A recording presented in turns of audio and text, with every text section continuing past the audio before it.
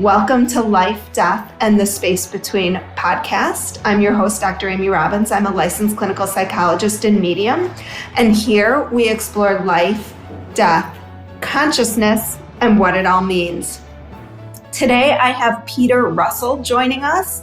Peter has a new book out called Letting Go of Nothing. I have right here. And Peter is an author, speaker, and leading thinker on consciousness and contemporary spirituality. Peter earned a first-class honors degree in theoretical physics and psychology, as well as a master's degree in computer science at the University of Cambridge, England. He also studied meditation and Eastern philosophy in India. The author of 12 books, including Waking Up in Time and From Science. His new book, Letting Go of Nothing, Relax Your Mind and Discover the Wonder of Your True Nature, is out now. Welcome, Peter. Thank you. Lovely to be here with you.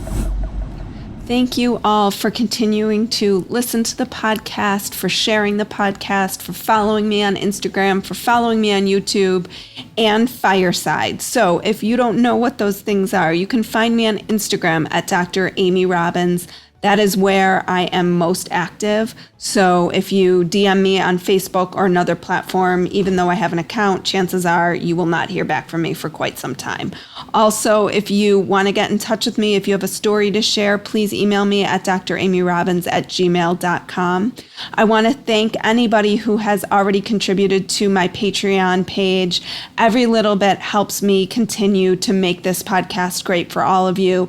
And I have so many people still on my list that I want to reach out to and continue to provide you all with great content that helps you learn and grow and that helps me learn and grow, frankly. So if you can contribute, please head over to Patreon and just put in my name and my Patreon page will pop up and you can donate any amount. Like I said, any little bit helps. You can also find me right now on YouTube if you want to watch my interviews.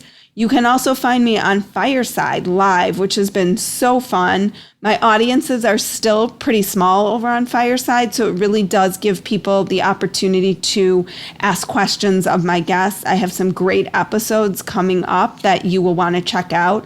And part of how you're going to be learning about my episodes is that I am recommitting to my newsletter, which I have been remiss to be doing lately. So I apologize for those of you who are subscribers. You have not gotten anything from me in quite some time, but that is changing. So what you can expect if you do subscribe to my newsletter is a weekly update with the show notes and transcripts from my current episode and also a little bit of a calendar as to what's to come. So you can mark your calendars for my upcoming Fireside episodes that you might want to be a part of and partake in. Also, you will still be getting that soul wisdom. As you all have probably heard, I am going to be trying to go deeper into my own spiritual work in the next couple weeks, months ahead. And as part of that, really digging into my soul wisdom and really trying to meditate and bring whatever information comes to me in meditation to you all as well, because I believe that whatever I hear is collective for all of us to hear. So you can subscribe to that at dramyrobbins.com as well. I've got a new website coming, so lots of exciting stuff coming that I don't want anybody to miss. So here is today's episode. I'm excited for what I know is going to be a really inspirational conversation about helping us understand this concept of letting go. So I feel like this is actually not a super easy concept because we're human. And so a lot of this feels real theoretical versus practical. So can you help us break this down and understand how we can incorporate letting go into our daily existence? Yes. I think part of the problem is if there's something we want to let go of, say it's a feeling we're having about somebody that we know, some judgment or something, or some anger or some attachment, some desire. We think of letting go as actually sort of somehow getting rid of it, trying to sort of not think about it anymore, not feel it anymore, just to let it go. But the problem is you can't sort of do letting go. We're already doing too much because we're attached to whatever it is we're feeling or thinking. So it's really about dissolving the attachment. And the attachment is all to do with how we see things. It's really about what's called mindsets. We get stuck in a certain mindset. This is really important. My judgment about this person is really important, or my desire for this is really important. So it's really about letting go of the mental attachment. It's not letting go of the thing, but it's basically about a change of mind. And what I found over the years is to take a different approach from the normal one, and that is to actually really delve into the holding on, to notice the experience of holding on, to actually allow it in rather than trying to get rid of it. Do the opposite, to allow it in. I take the analogy of if you're holding a small rock in the air, in your hand, you're holding on to it. If I tell you to let go, what happens is your mind goes to it. You feel the tension in your hand. You let the tension relax, and the rock falls. And I find it the same with the mind. If we can begin to experience the tension, begin to experience the feelings in the body that come from holding on, and also begin to experience what's going on in our mind, the more we open up to it and allow it in, the letting go begins to happen on its own. It just begins to soften and dissolve. It isn't like an instant thing. Sometimes it is, but more, it just begins to soften. As it softens, we begin to feel easier and we begin to get more relaxed. And so it's a process which happens. But by doing the opposite, by actually allowing in what we're actually experiencing, and most importantly, allowing in what is going on in the body, like what is actually happening here, and actually allowing ourselves to sort of be curious and notice what's happening in the body with it, whatever we're holding on to, the experience. So I have people ask me often in my clinical practice, like, what does it really mean to feel your feelings or to experience your feelings? And this sounds like this is what you're talking about. It is. It's part of it. What people tend to do is say, what are you feeling? We go to the head and say, what am I feeling? Oh, I'm feeling upset. I'm feeling frustrated. It's like we go to the head. We put a label on it. For me, it's not going to the head at all. It's going to noticing what is actually happening. Oh, there's a tightness in my chest. Oh, I feel a sort of, I'm feeling a sort of like, oh, maybe there's a quivering in my legs, or there's a sort of, I feel something in the throat. But go to the body, and more than just like, a superficial thing. Like if you're angry, like, oh, I notice my fists are clenched. Okay, that's a good start. But then be curious, like, what else is going on that I haven't noticed? So you begin to sort of get into a mode of being interested, sort of almost exploring what is going on, noticing the different sensations. And it's interesting because we use the word feeling both for an emotion and for a sensation in the body. Like I feel a warmth or a prick or something. So it's actually noticing what is the actual feeling that's going on at the same time as the emotions there. But actually tuning into the body, not trying to put a label on it, but noticing the actual experience. So just like I notice tightness in my neck. Yeah. And then you can even go further. Like, what is the tightness like? Whereabouts is it? What sort of, how's it feel? How large is it? What's it how would I describe the tightness? Oh, it's a dull ache. Oh, it's a pricking feeling. Whatever it is, just exploring it, like as if this is the first time you'd ever noticed the tightness in your neck and you were trying to describe it to someone. So you need to get in there. So how does that help in moving us towards letting go? I see it as the first step in letting go. It's the first step for me is letting in, and then I'd say that and allowing it to be there. It's like letting in and letting be. So what we're doing is we're reducing the resistance. So often with letting go, we have this resistance to something, this resistance to experiencing what it is fully or understanding what is going on. Because of this attitude, we're trying to get rid of something. There can be a background resistance. And it's that resistance that partly holds things in place. So when we're letting go, we're actually letting go, first of all, of the resistance itself. So by noticing what's going on in the body, we're beginning to relax that. We're going to have a more relaxed attitude to the feeling. And that, to me, is the key in allowing our attachment, our holding on to things. It's allowing it to soften, allowing it to relax. Mm-hmm. And anybody can do this? Like, I'm just thinking about how this works for people who have maybe they're just holding so much in their body. They're holding trauma, they're holding anxiety, they're holding depression, they're holding all of these intense feelings, and they can't even begin to separate out. Like, they don't even know what a body feeling well feels like, let alone like a body with aches and pains. They don't have that frame of reference. So how do you encourage them letting go and opening up?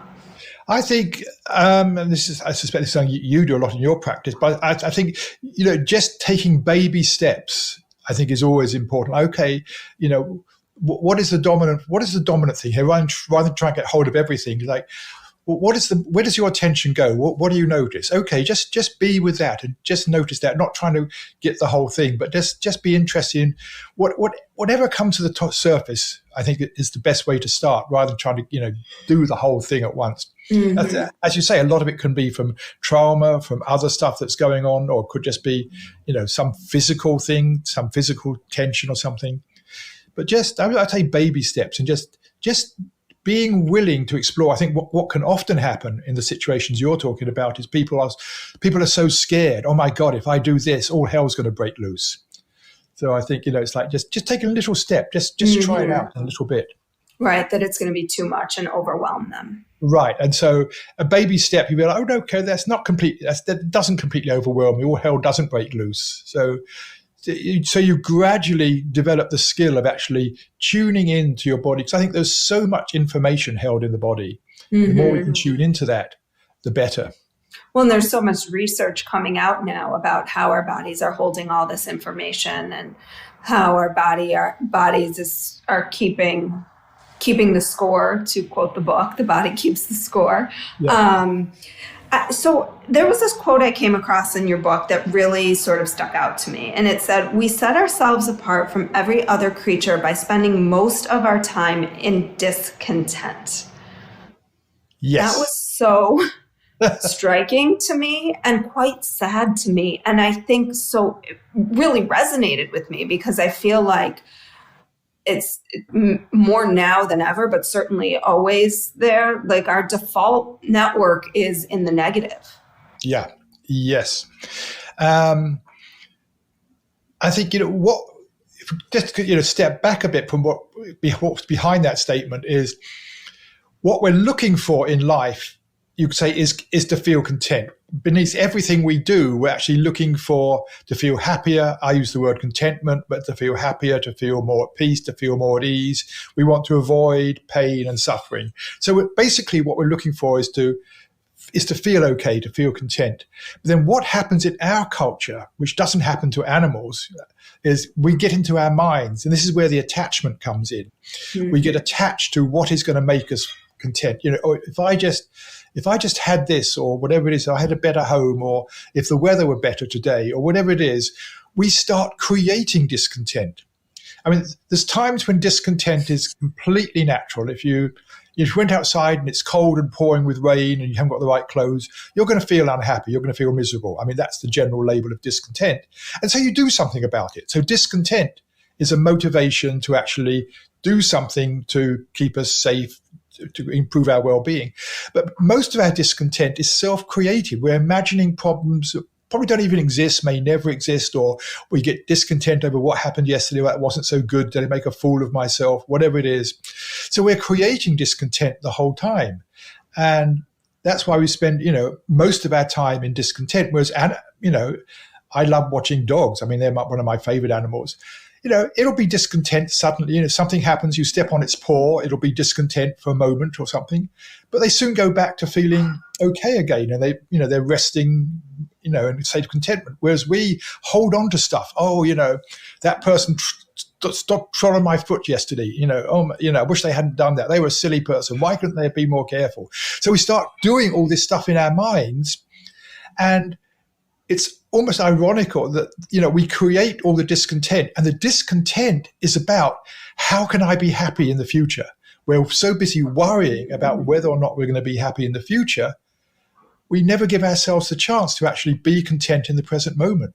It's a sad thing about humanity. But I think it comes from the fact, that we get into our imagination, our thinking. We spend too much time in our heads in that sense. Well, and I'm just thinking about with kids, I've noticed this with myself. I have three children, and it's only become more apparent to me as my older two got older and I still had a little one. And what I notice is he'll have a fight or an argument or something with a friend. And in my mind, I'm thinking, oh my gosh, this kid is never going to want to play with him again.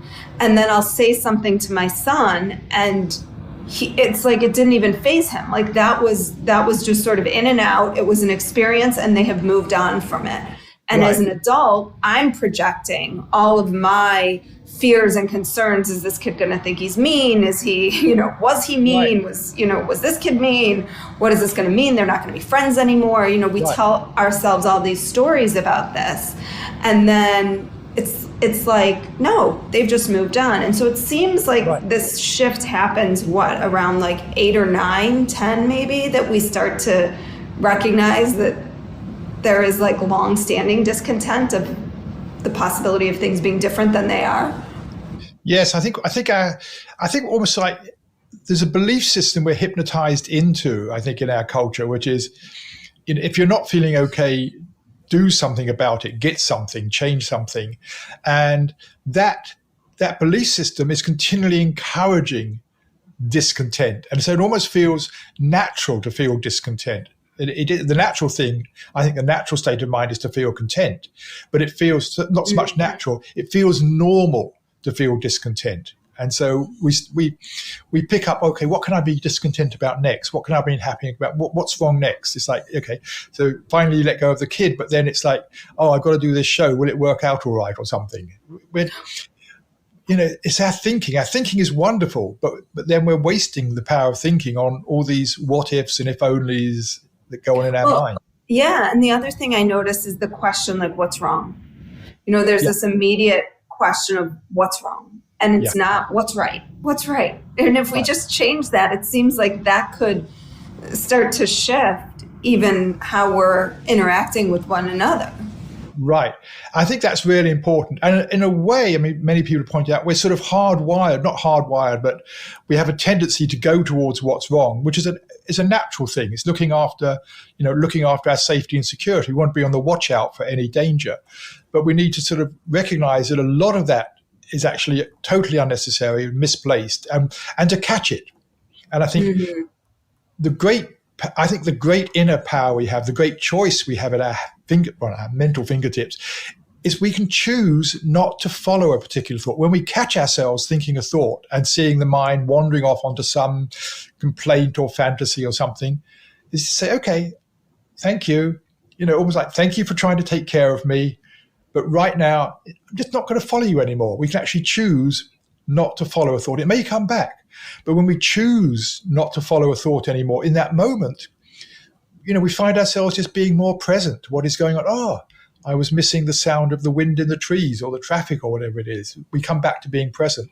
And when we stop following a thought that's causing discontent, in that moment we stop following, there's a sense of ease and relief. And we realize sometimes, oh my God, I was putting so much energy into that.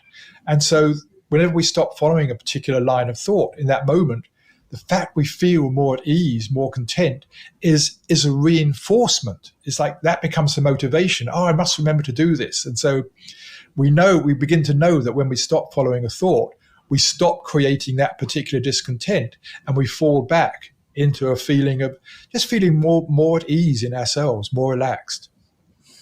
You make it sound so easy, but I know how complicated it can be for people, particularly, I'm just thinking of, again, the field I'm in, when people have one sort of discontented thought. Is that the word, discontented? Discontented thought after another.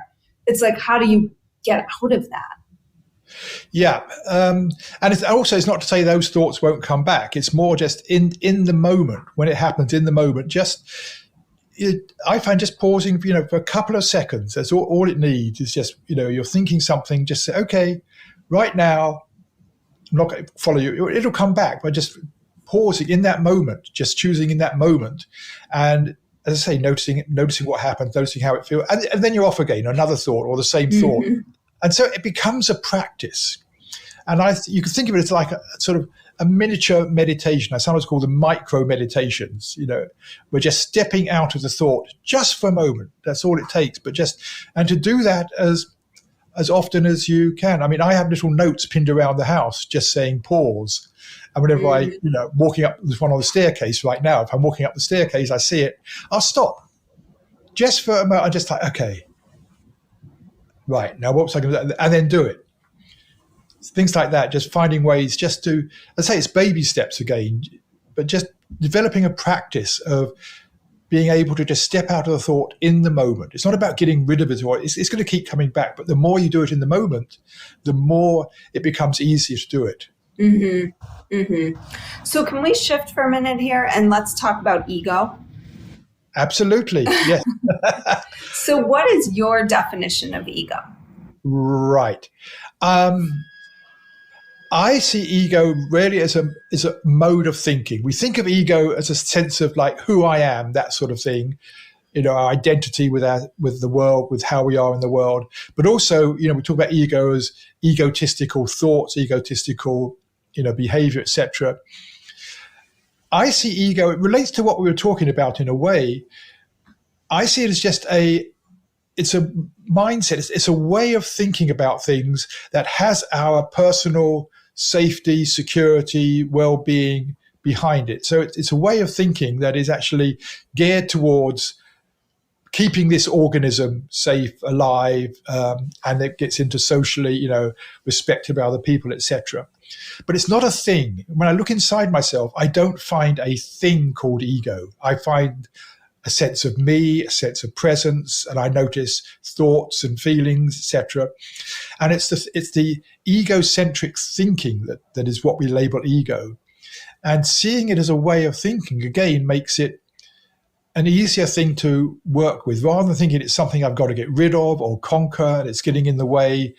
Rather than thinking it as an enemy, I think of ego as an ally. It's something that's trying to help us in the world, but as I was saying earlier, most of the time it's triggered completely unnecessarily and is getting in our way. So it's the same thing as just choosing when you notice it, not to get caught up in it anymore, not to follow it. And I mean, the two things that really is a sign that you're caught in egoic mode is that egoic mode could be very insistent. You must do this, whatever it is. That's really important.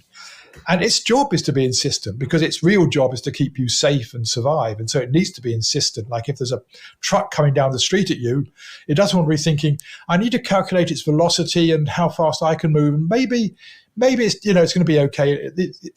That security mechanism needs to say, get out the way quick. And so it needs to be insistent. So when we notice that there's an insistent thought, that's always an opportunity for me to say, hang on, what's going on here? Like, is there another way of looking at this situation? And the other thing is, when we're caught in egoic thinking, there's nearly always a sense of tension there somewhere in the mind, a sense of tension around it.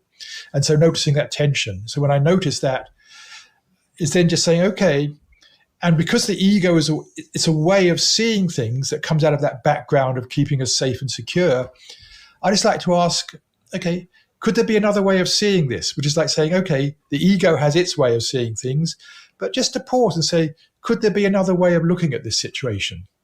And often, something comes up which is surprising, but tends to be a lot more compassionate and, again, brings a sense of more peace rather than discontent. But basically, to answer your question, I see ego not as a thing we have, but as a mode of thinking we get caught up in. It's not a thing we have, it's a mode of thinking. So there is no getting rid of ego. No, it's going to be a mode of thinking that comes back, and it's learning the skill to recognize it and step out of it.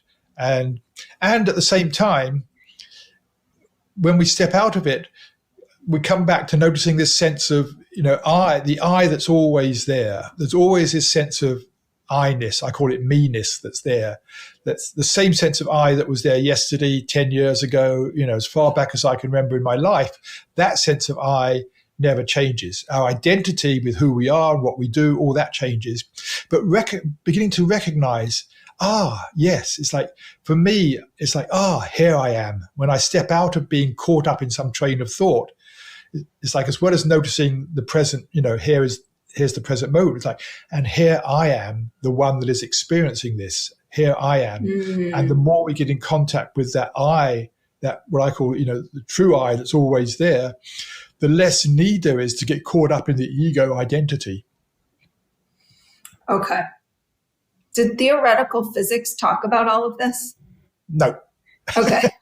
I'm very curious. That's how I got into all this. I mean, I was fascinated by theoretical physics and mathematics. I thought it was my life, early on. I saw a career in that. I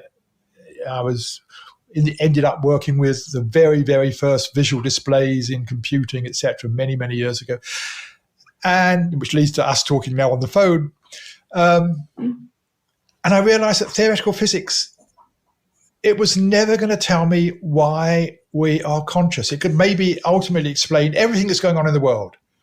Mm-hmm. But the one thing it couldn't explain was why I was conscious. And the whole of theoretical physics takes place in the mind. I mean, it all takes place in consciousness. We're weighing up information, we're trying out theories, we're coming to conclusions.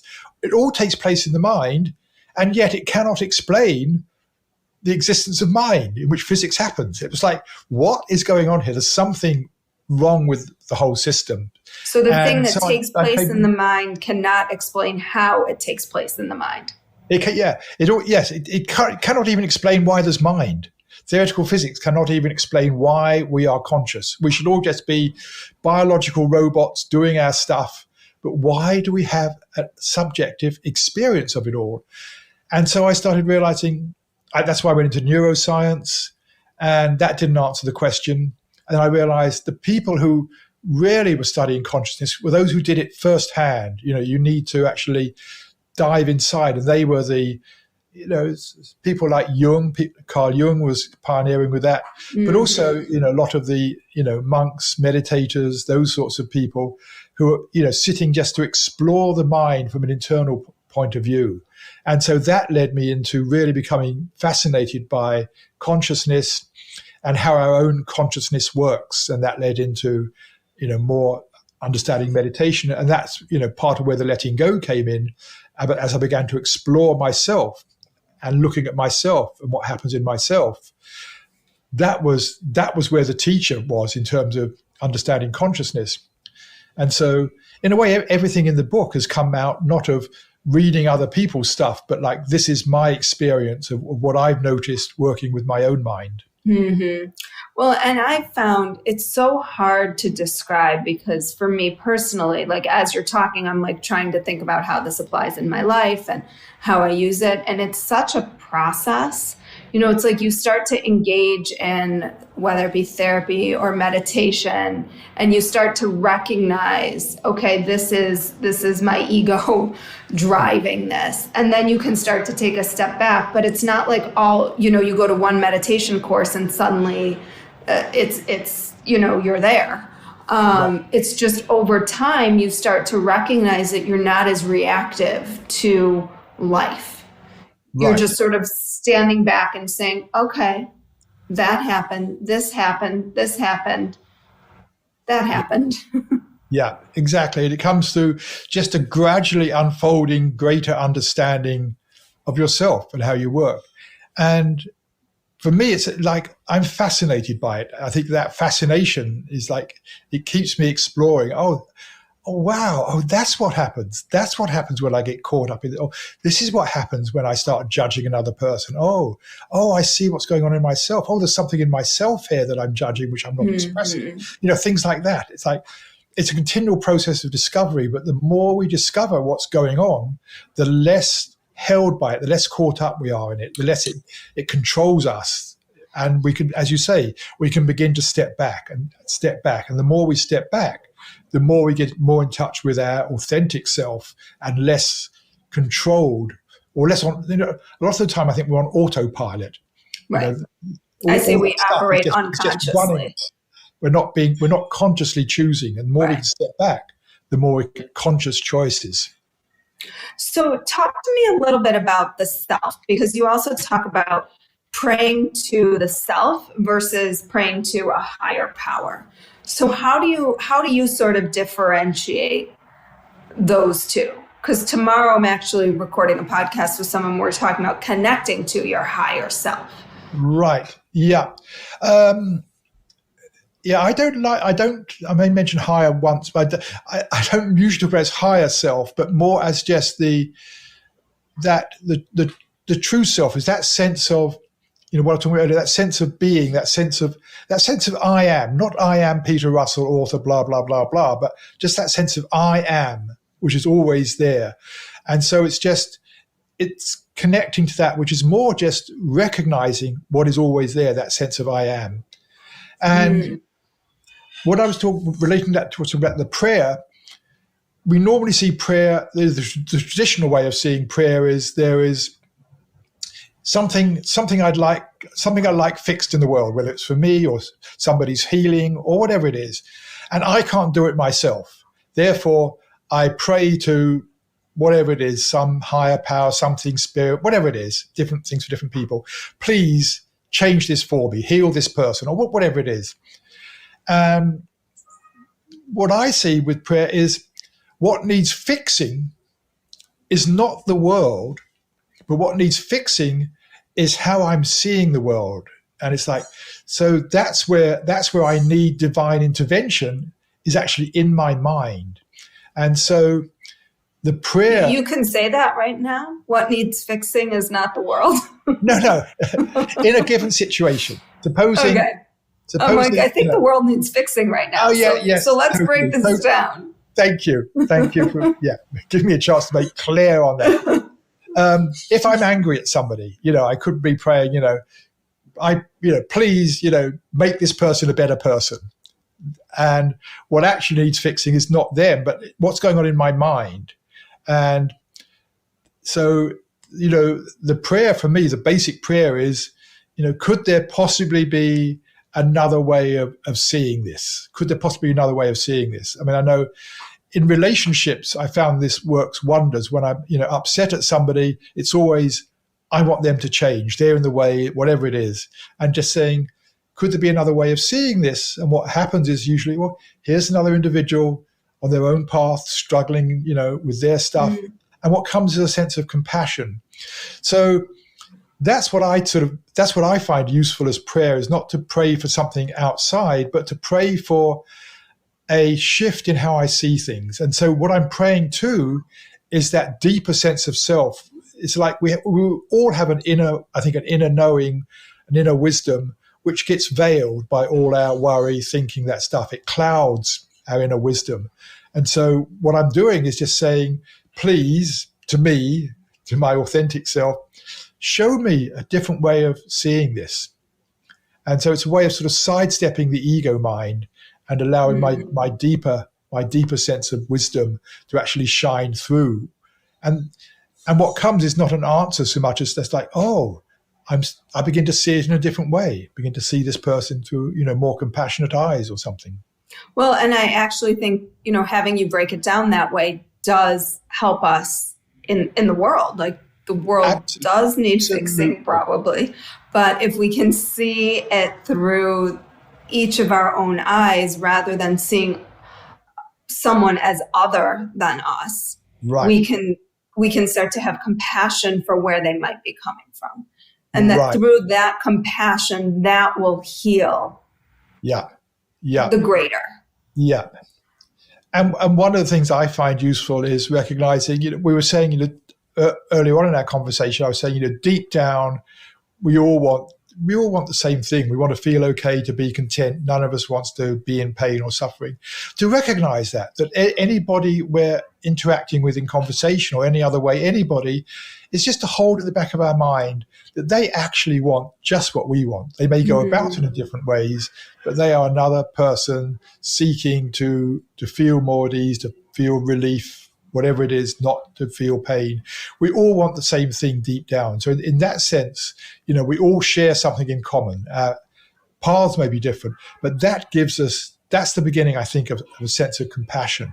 And if we can go out into the world recognizing that with whoever we're interacting with, it's like they want the same as me. So how can I if we're having, a conflict with somebody, it becomes, how can I, shape what I have to say? How can I say this in such a way that the other person doesn't feel attacked and criticized? I mean, there may be, critical feedback I need to give, but how can I do this in such a way that the other person feels loved and appreciated, so that, after this conversation, they feel better for it rather than feel punished or attacked, because that's what they want. So it's like, how do we give other people that as well in our communication?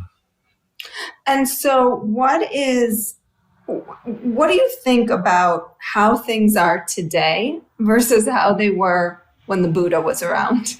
I liked this chapter in your book. Yes.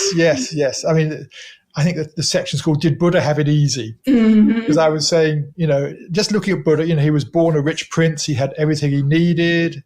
For people who don't know the story of Buddha, can you just tell them quickly? Yeah, Buddha, he wasn't called the Buddha then. He was a prince, and he, in a little kingdom in India, he had everything, but he realized, he still wasn't happy. He was still suffering, and so he left home to go out. Did he lose his mother, or did he lose his mother, or no?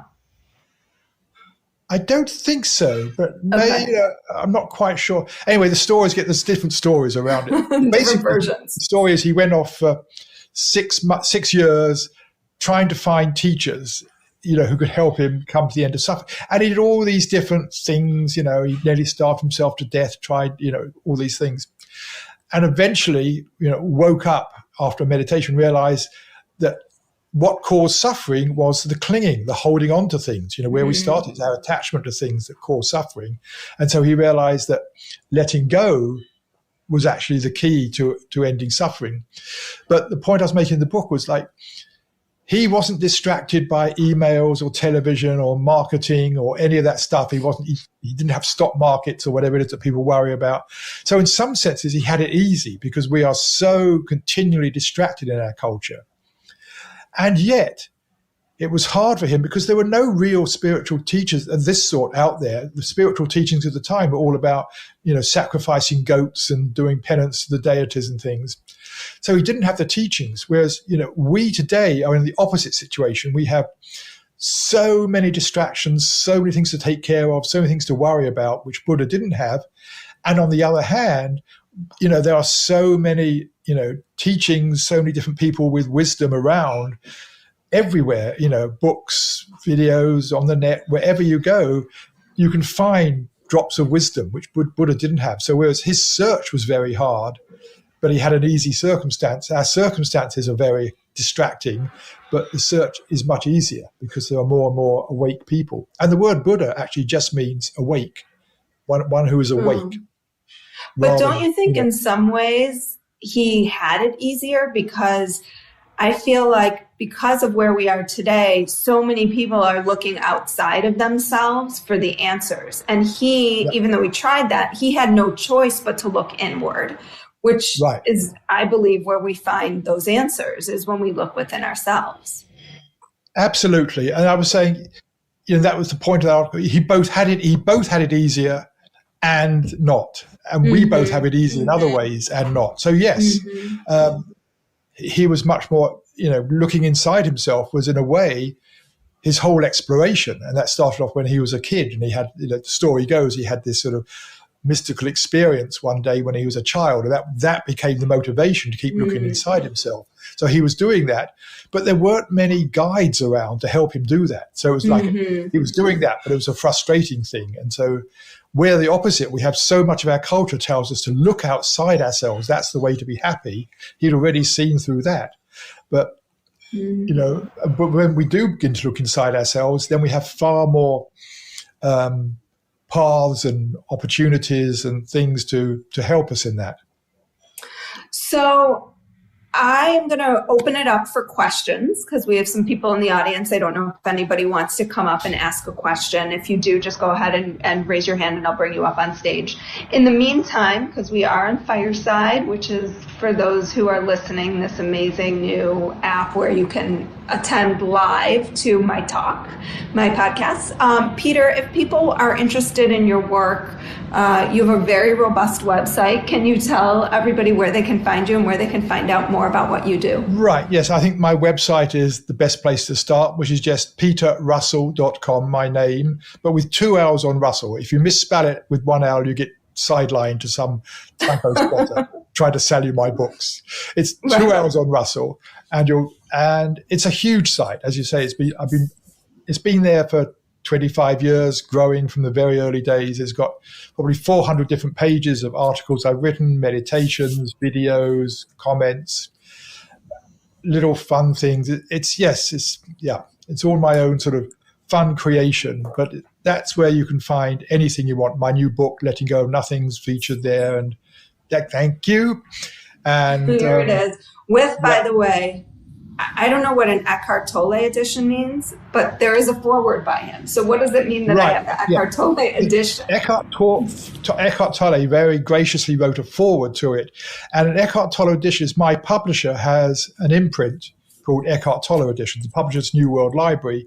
But within that, they have an Eckhart Tolle edition, which is books that he actually likes enough to write a foreword to. And he probably does that once or twice a year. So it's a great feather in the book's cap to have him write a foreword to it, which means he actually really likes it. So that's what it means. Yes, he wrote a lovely foreword to it. Yes, it was a great book. Simple, good to keep sort of at your bedside. I'm not getting paid to say any of this, but just a great book to kind of reference and think about, simple chapters that you can really revisit and underline, as I always do, and highlight everything. So Thank you so much, Peter. If no one has any questions, I'll give everybody one more opportunity to hop on and ask. I might have done, just to say, what you were saying about the book, it isn't a book of chapters like chapter 1, chapter 2 and all that. It's a series of basically over 40 different, very, very short essays, which people, dip into at any time. Most people sort of tend to read one a day sort of thing. And they all follow on from each other, but each one is like a self-contained little bit of teaching or advice or whatever, perspective.